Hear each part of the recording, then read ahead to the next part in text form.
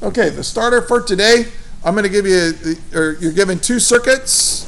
For problem 1, you got 12 volts, and you got a 2 ohm and a 4 ohm resistor in series right here. Find the total resistance, find the current. Then you take that same circuit right here, but then you add a 6 ohm resistor in parallel with these two. And in both cases, I want you to find what is the total resistance of the circuit and how much current, how much total current is flowing in that circuit. Okay, so if you're watching this online, and half the class is absent today, so hopefully you're watching it online, pause it right now, solve this yourself, and then unpause it when you're ready to see the solution. Okay, here's the solution. Boom. All right, now let me zoom out so you can see it. See, it's already done. Okay, now let's go through this. For the first one here, these are in series. And you need to know that if two resistors have the same current flowing through them, the same wire just goes right through both of them, that means that those two are in series. And the total resistance for resistors in series is R1 plus R2. You just add them. 2 plus 4 is 6 ohms. That's your answer for part A. Now for part B, how much total current is going through here? Well, if you use the Ohm's law, delta V equals IR, you just solve for I. The total voltage is 12 volts. The total resistance is 6 ohms. 12 divided by 6 is 2. And an ohm, remember, is a volt per amp. An ohm, 1 ohm, is 1 volt per amp of current. That means you need 1 volt. So anyway, here we need 6 volts to go through to supply 1 amp. So the volts cancel, you end up with 2 amps. So that's your answer for part B. Now in this circuit, all we did was we took this and then we added this 6 ohm resistor to it.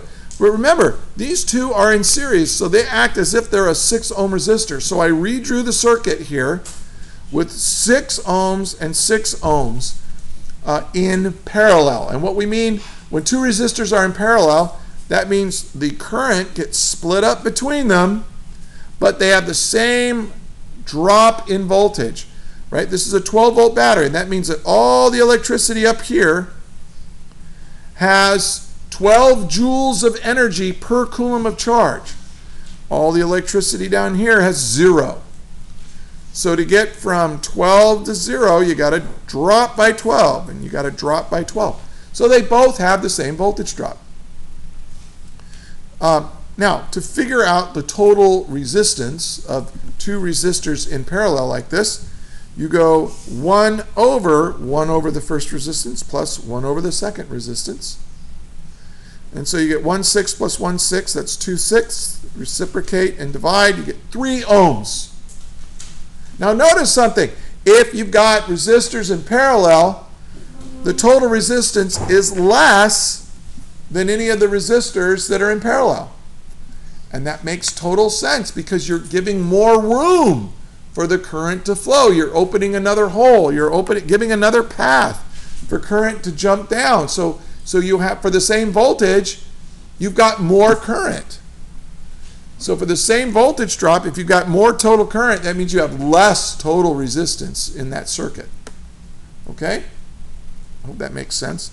Now, how much current? Well, you use Ohm's law again, and you go I equals delta V over R. Well, now R, the total resistance is 3 ohms.